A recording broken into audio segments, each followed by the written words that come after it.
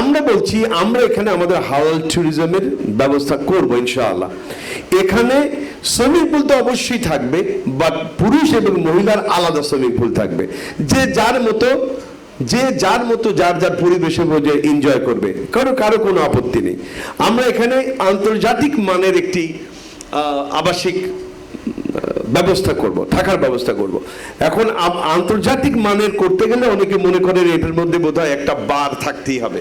বার মানে বোঝেন তো, একটা বার থাকতে হবে। আর আমাদের বক্তব্য হলো এখানে আপনার কি বলে ফাস্ট ফুডের দোকান থাকতে পারে, এখানে স্ন্যাক্সের দোকান থাকতে পারে, কিন্তু আমাদের এই পরিবেশে আমাদের ইস্তাম্বুল হোটেল রিসোর্টে বার বলে কোনো শব্দই থাকবে না।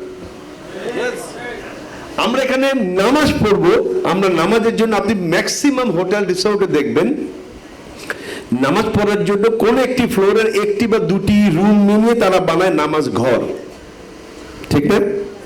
আর আমরা বানাবো মসজিদ, এবং সে মসজিদ দ্বিতল বিশিষ্ট হবে, এবং ইনশাআল্লাহ নারী পুরুষ এক জামাতে যে যার জায়গায় বসে নামাজ পড়তে পারবে। আমাদের এখানে প্লেগ্রাউন্ড থাকবে, মেয়েরাও যদি খেলতে চায় খেলতে পারবে, তাদের আলাদা ব্যবস্থাপনা আছে পর্দার সাথে, আর ছেলেদের জন্য আলাদা ব্যবস্থা আছে। মূলত হালাল ট্যুরিজমের অর্থটা এরকম যে আপনি ইসলামী শরিয়া মোতাবেক মানুষের ধর্মীয় যে চেতনা যেটা সে লালন করে ধারণ করে, সেই আলোকের একটা পরিবেশ তৈরি করে দেওয়া, এটা হলো ইসলামী ট্যুরিজম বা হালাল ট্যুরিজম। আমরা সেটাই চেষ্টা করছি আমাদের এই সেক্টরের প্রতিটি স্টেপে।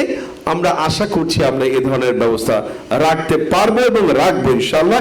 এই জায়গাতে আমরা কোনো রকমের কোনো কম্প্রোমাইজ করব না ইনশাআল্লাহ। আমাদের ইস্তাম্বুল, এখানে দেখেন আমাদের কথা লেখা আছে, বিনিয়োগ করুন, উদ্যোক্তা হন। আমরা শুধু আমাদের নিজেদের জন্য কাজ করছি না,